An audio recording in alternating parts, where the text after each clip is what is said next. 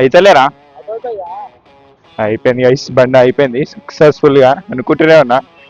డక్కతో try చేద్దామా? తోస్తావా?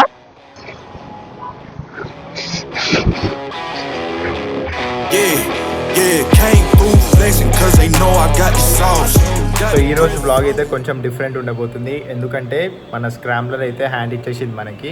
So నేను మొన్న బయటికి తీసుకెళ్ళిండే అనమాట మన స్క్రాంబ్లర్ని. తీసుకెళ్ళినప్పుడు సడన్గా బ్యాటరీ డౌన్ అయిపోయి బైక్ అనేది ఆఫ్ అయిపోయింది మధ్యలోనే. ఒక్కడనే ఉన్నా, ఒక బ్యాటరీ షాప్ దొరకట్లేదు రీఛార్జ్ చేపిద్దామన్నా, ఒక సర్వీస్ సెంటర్ దగ్గరలో లేదు. అండ్ మస్తు కష్టపడ్డప్పుడు ఆ రోజు బ్యాటరీ రీఛార్జ్ చేస్తుంటే ఆయన చెప్పింది ఏంటంటే, బ్యాటరీ ఇష్యూ అయితే కాదు, ఇది లోపల ఏదో కాయిల్ ఉంటుందంట. సో మనకి రన్నింగ్లో బ్యాటరీ అనేది రీఛార్జ్ అవుతుంది కదా, సో మన బండి అయితే ఇప్పుడు బ్యాటరీ రీఛార్జ్ అయితే లేదనమాట. సో ఆ రోజు ఏదైతే నేను బ్యాటరీ రీఛార్జ్ చేయించానో అదే ఇప్పుడు కూడా నడుస్తుంది అనమాట. సో ఒక 2 days అయితే అవుతుంది, నేను బండి అయితే తీయలేదు. సో చూద్దాం ఇది సర్వీస్ సెంటర్ వరకే వెళ్తుందో లేదో. ఇవాళ నేనున్న లొకేషన్ నుంచి సర్వీస్ సెంటర్ వచ్చేసరికి ఆల్మోస్ట్ ఒక 10 kilometers కంటే ఎక్కువనే ఉంటుంది. సో ఒకసారి సర్వీస్ సెంటర్ దగ్గరికి వెళ్ళిన తర్వాత కూడా వాళ్ళతో చెక్ చేపిద్దాం అసలు ఇష్యూ ఏంది కరెక్ట్గా అని. సో నాకు చెప్పింది అయితే బ్యాటరీ ఆయన అయిపోయింది, బ్యాటరీ షాప్ ఆయన అయిపోయిండు. సో ఈ వ్లాగ్ ఎట్లుంటుందో, అసలు ఏమొస్తుందో, ఏ ఫుటేజ్ వస్తుందో కూడా నాకే తెలియదు. సో వెళ్ళిపోదాం ఫ్లోలో అయితే. సో ప్రస్తుతానికి అయితే బండిని సర్వీస్ సెంటర్ దగ్గరికి అయితే తీసుకొని వెళ్దాం, ఓకేనా? బండి నూకడానికి ఒకటి కావాలి కదా ఇవాళ మనకి, సో వీడే ఇవాళ. సో గైస్ మన బ్యాటరీ రీఛార్జ్ చేయించిన అని చెప్పినా కదా, సో ఇప్పుడు అదే బ్యాటరీతో నడుస్తుంది అనమాట, అందుకే స్టార్ట్ అయింది ఈజీగానే. ఇది రీఛార్జ్ అవ్వట్లేదు కాబట్టి ఛార్జింగ్ అయిపోయింది అనుకోండి, బండి అయిపోతుంది ఇప్పుడు. సో చూద్దాం. మొన్న ఇంకొక్కనే ఉన్నా, ఇవాళ నా ఫ్రెండ్ అయితే తోడు వస్తున్నాడు, వాడి బండి కూడా తీసుకొచ్చిండు అనమాట. సో సడన్గా షోరూంలో పెట్టామంటే మన వెహికల్ని పెట్టేసి వాడి బండి మీద వచ్చేయచ్చు మేము. బండి ఫస్ట్ షోరూమ్ దాకానే వెళ్ళిపోవాలి ముందు, ఆడు పోయినాక ఆగినా కానీ వాళ్ళు ఏదో ఒకటి చేస్తారు. ఈ మధ్యలో ఆగిందంటే మాత్రం దీన్ని నూకలేం మనం. ఇప్పుడు ఎక్కువ సామాన్లు కూడా ఏం పెట్టుకోలే నేను, గ్లౌజులు అవన్నీ ఏం పెట్టుకోలే, ఎందుకంటే సడన్గా అయిపోయింది అనుకోండి నూకనీకి మళ్ళీ ఇబ్బంది అవుతుంది మనకు అవన్నీ వేసుకుంటే. సో జస్ట్ హెల్మెట్, కెమెరా, నా ఫోన్, వ్యాలెట్ ఉంది అంతే నా దగ్గర ఇప్పుడు.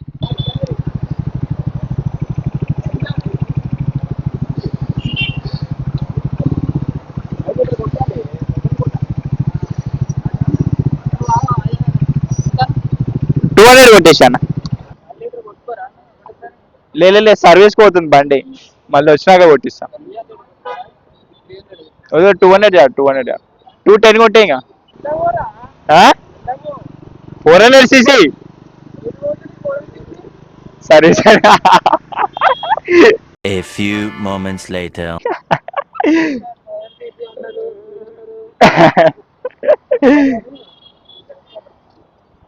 అయితలేరా? Flashback. 400cc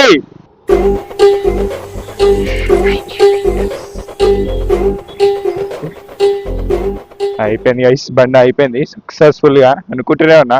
డక్కతో ట్రై చేద్దామా? తోస్తావా? తోయిరా, స్టార్ట్ చేద్దాం.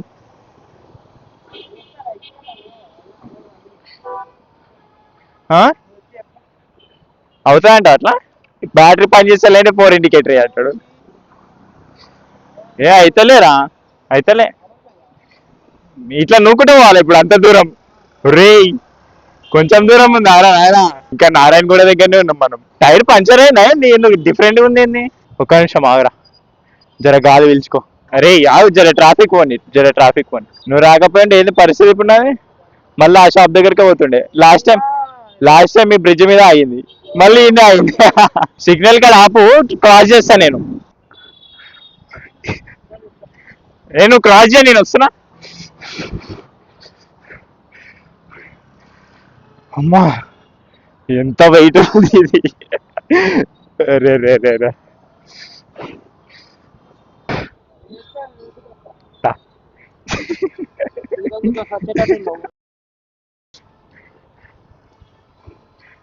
గల్లీలో పోవాలి మనం.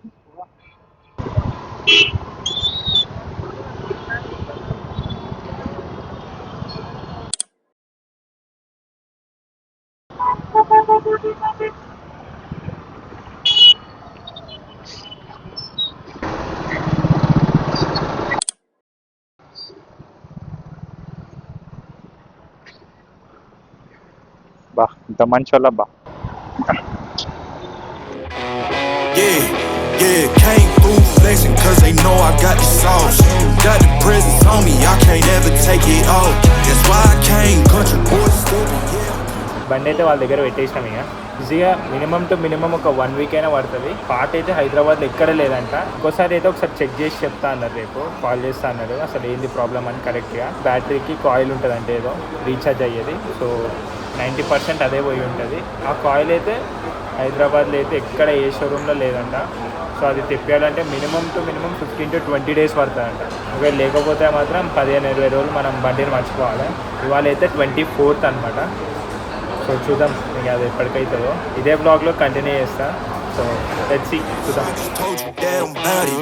I might take offense if you tell me that you doubt it. It's just what it is, yeah, I'm known to make it rowdy. Then I'm for the fit, and I drive a wide body. Who you know, but like this, nobody. Can't go slow, I gotta hit that body. I'm the top, but the top, I can't never take a break. Yeah, I'm hot, and you not, that's why all my records bang. Oh, it's been a long, hard road, gotta go home. Yeah. And guys, sorry to interrupt. నేనైతే మంచిగా రిటర్న్లో ఫుల్గా record చేసుకుంటూ మంచిగా వచ్చిన, but unfortunately mic అనేది disconnect అయిపోయింది అనమాట.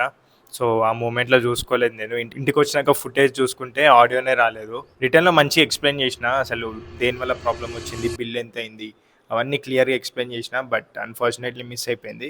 బట్ నో వరీస్, ఇప్పుడైతే నేను ఎక్స్ప్లెయిన్ చేస్తాను క్లియర్గా. నా దగ్గర బిల్ ఉంది అండ్ మీకు ఇక్కడ యాడ్ చేస్తున్నా చూడండి బిల్ కూడా. సో ఫస్ట్ అసలు మన బైక్లో ఏం ప్రాబ్లం వచ్చిందంటే స్టార్టర్ కాయిల్ అని ఉంటుందంట. సో ఆ స్టార్టర్ కాయిల్ అయితే ఖరాబ్ అయిపోయింది అనమాట. సో అది ఎందుకు ఖరాబ్ అవుతుంది అంటే అక్కడ టెక్నీషియన్ చెప్పింది అయితే మనం ఎప్పుడైనా ఫోర్స్లీ స్టార్ట్ చేసినప్పుడు అది ఖరాబ్ అయ్యే ఛాన్స్ అనేది ఉంటుందంట. బట్ నాకు తెలిసినంత వరకు నేను ఎప్పుడు అట్లా ఫోర్స్ స్టార్ట్ ఏం చేయలేదు. అది అయినప్పుడు మీరు వీడియోలో చూస్తున్నారు కదా, జస్ట్ అది అయినప్పుడు అయితే మనం పుష్ చేసి డక్కా కొట్టి స్టార్ట్ చేయడానికి అయితే ట్రై చేసినాము.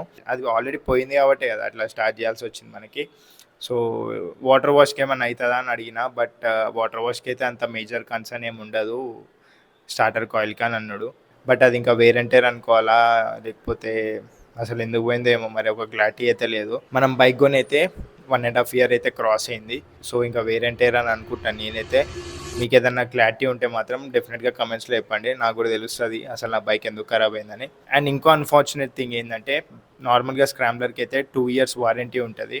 బట్ ఈ స్టార్టర్ కాయిల్ ఏదైతే ఉందో అది వారంటీలో అయితే కవర్ అవ్వదంట. సో నాకైతే ఫుల్ అమౌంట్ పే చేయాల్సి వచ్చింది. బట్ ఓవరాల్ ఖర్చు ఎంత అయిందని మాట్లాడుకుంటే మనకి స్టార్టర్ కాయిల్ ఒక్కదానికే 4,000 అయిందనమాట, ఓన్లీ స్టార్టర్ కాయిల్కి. సో స్టార్టర్ కాయిల్ మారుస్తే మనం బ్యాటరీ కూడా మార్చాలంట. అండ్ బ్యాటరీ కూడా ఖరాబ్ అయిపోయింది అదైతే. మళ్ళీ బ్యాటరీ కూడా మార్చుకోవాల్సి వచ్చింది నేను స్టార్టర్ కాయిల్తో పాటు. బ్యాటరీ వచ్చేసి అరౌండ్ 2,000 అయింది అండ్ ఈ స్టార్టర్ కాయిల్కి ఒక 4,000 అయింది. సో రెండు కలిపిస్తే ఒక 6,000 అన్ఎక్స్పెక్టెడ్ ఖర్చు అయితే అయింది. సో ఇంకా తప్పదు మనకి, ఒక 400cc మెషిన్ని మనం మెయింటైన్ చేయాలంటే ఈ ఖర్చులన్నీ వస్తుంటే పోతుంటాయి. యాక్చువల్లీ నేనైతే థర్డ్ సర్వీస్కి ఇవ్వచ్చు బండి అని అనుకున్నా, బట్ అన్ఎక్స్పెక్టెడ్గా ఈ ప్రాబ్లం అనేది వచ్చింది. థర్డ్ సర్వీస్కి అయితే 1-2 months టైం అయితే ఉందిలేండి మనకి. సో ఎవ్రీ 1 yearకి కదా, ఇంకా 1 year అయితే కాలేదు నేను సర్వీస్ చేయించి. ఒకసారి మీరు కనుక బిల్లులో అబ్జర్వ్ చేయండి. సో మనకి పార్ట్ ఏదైతే ఖరాబ్ అయిందో స్టార్టర్ అసెంబ్లీ అని, సో ఆ పార్ట్ ప్రైస్ చూడండి. అండ్ అదే కాకుండా వాళ్ళు దాన్ని ఫిట్ చేసినందుకు లేబర్ ఛార్జ్ చూడండి. సో ఆల్మోస్ట్ పోయిన పార్ట్ ప్రైస్లో 60 to 70% ఎక్స్ట్రాగా మళ్ళీ ఓన్లీ ఫిట్టింగ్ ఛార్జెసే ఉన్నాయన్నమాట. అదైతే నాకు ఒక క్లారిటీ లేదు, ఎందుకు అంత ఛార్జ్ చేస్తారు. ఒక 400cc మెషిన్కి ఆ ప్రైజింగ్ అంటే వర్త్ అంటారా? మీరు ఏమనుకుంటారు కమెంట్స్లో చెప్పండి ఒకసారి. సో అట్లా జరిగిందనమాట మన బండి స్టోరీ అయితే. వీడియోని ఎంజాయ్ చేద్దాం ఇంకా. See you in the next video guys. Subscribe చేసుకోకపోతే కొంచెం ఆ సబ్స్క్రైబ్ బటన్ కొట్టేసేయండి. ఈ వీడియోకి లైక్ కొట్టి హైప్ అనే ఆప్షన్ ఏదైనా ఉంటే డెఫినెట్గా 2 options కూడా కొట్టేసేయండి. See you in the next video. Bye.